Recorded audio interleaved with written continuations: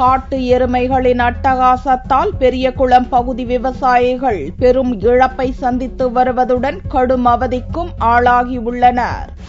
தேனி மாவட்டம் பெரியகுளம் பகுதியில் உள்ள கும்பகரை, மஞ்சளார், சோத்துப்பாறை, முருகமலை, செலும்பு, சின்னார், தேவதானப்பட்டி ஆகிய பகுதிகளில் சுமார் 80,000 ஏக்கர் பரப்பளவில் மா விவசாயம் மேற்கொள்ளப்பட்டு வருகிறது.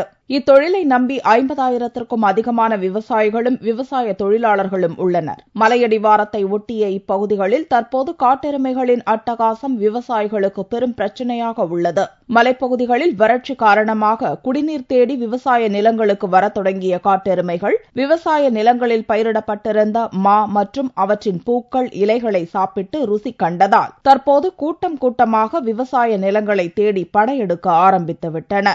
இந்த காட்டெருமைகளின் அட்டகாசத்தால் விவசாயம் செய்ய முடியாத அவல நிலையும் உயிர் பயமும் தற்போது பெரியகுளம் பகுதி விவசாயிகளிடம் நிலவி வருகிறது. இப்ப சமீப காலங்களில் காட்டெருமைகளும் வனவிலங்குகளும் பகல் நேரத்திலே வந்துட்டு இருக்கு. இதனால விவசாயிகளுக்கு பல லட்சம் ரூபாய் நஷ்டமாகிட்டு இருக்கு.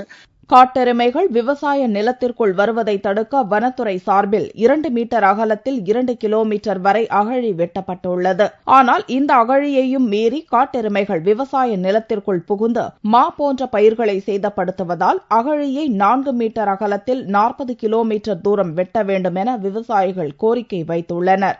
வனத்துறையிலிருந்து அகழி வெட்டுறோம்னு சொல்லி செஞ்சிருக்காங்க. அது ரொம்ப அகலம் கம்மியாக வெட்டியிருக்காங்க. மாடுகளாக அதை தாண்டி அழகா உள்ளே வருது. எங்களுக்கு அந்த அகழியை அதோட அகலத்தை ஒரு 10 அடி அகலமாக அதை வெட்டி கொடுத்து அந்த அள்ளி போடுற மண்ணு மேலே கைமண் வலை அடிச்சு கொடுத்தாங்கன்னா ஏதோ இன்னொரு 100 ஆண்டு காலம் இந்த மா விவசாயங்கள் கொஞ்சம் உயிரோட்டமாக இருக்கு.